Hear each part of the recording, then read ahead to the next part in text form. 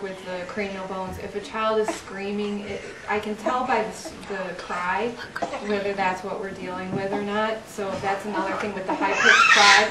If they haven't been vaccinated recently, you know, your first thought with a high-pitched cry might be a vaccine reaction, but if they haven't been vaccinated, it might be cranial trauma, because your nervous system, you know, your brain and your spinal cord are been tethered at the base of your skull and at your tailbone, and the spinal cord moves kind of freely at the rest of the places. So if you have a cranial subluxation that's putting tension on your entire spinal cord, it's extremely painful. And that does bring up, you know, I mentioned how they want us to put our kids on the back. Well, with that subluxation, if you're pulling on the neck, your spinal cord is tethered at the base of your skull. So a subluxation here, which is where most babies get subluxated, is even more damaging. It's one of the most damaging places to get subluxated because it's putting tension on the entire spinal cord. And one of the things that is in that area is what's called the brainstem.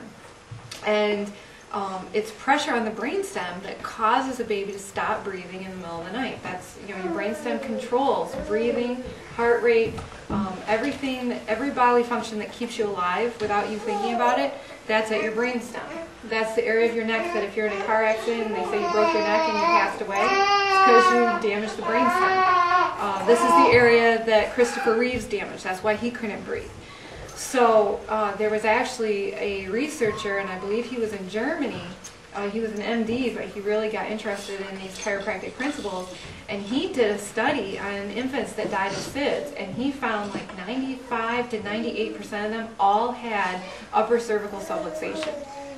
All had areas where, you know, that's putting direct pressure on the brainstem, which is going to cause them to stop breathing. So the reason why putting a baby on its back is going to cut down on SIDS is not because sleeping on your stomach is so bad, but if you're subluxated and that area of your spine is already under tension, and that bone tends to go to the side, that first bone of your spine, it goes to the side. Well, if it's like this, and then I turn the baby's head like that, I've now forced it more, okay? And that's what's putting the pressure on it. Now, the even sadder thing is recently there was an article in the Wall Street Journal that talked about some research that was done where they're now really looking at the brainstem as being that main cause of SIDS, only they're looking at it and they're saying, oh, you know what, there's just not enough serotonin in there. Which means what they're probably going to start doing for babies to decrease SIDS is not say go get a chiropractor to take the pressure off the brainstem. They're going to start putting kids on serotonin uptake inhibitors, which is your Prozac and all that kind of stuff to try to reduce SIDS.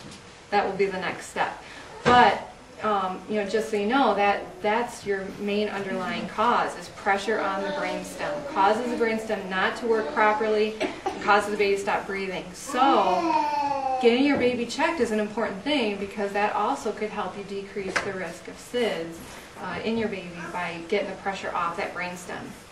And right now I'm planning on doing some more research on the whole SIDS thing, because they have everyone so scared about, you know, you're not supposed to put blankets on your baby and they have to be on their back all the time. And I want to do some more research on it to see what else is really out there, because that's what the chiropractic scientific community has been trying to point out for a while now, that it's the pressure up on the brainstem. So yeah, this sort of ties along with what Jamie was asking. And I think you had mentioned this before, different chiropractors have different, is it a different just adjusting, like techniques, different chiropractors have different techniques? Mm-hmm. And now if someone has, like you've had the extra hours for the pediatric and the pregnancy, but if a chiropractor doesn't have that, or even if they have, would every chiropractor that's had that extra training have the same technique? Or, first of all. I was going to ask that too about your additional training. It's an extra 3 years of training. Extra 3 years of training. Yes.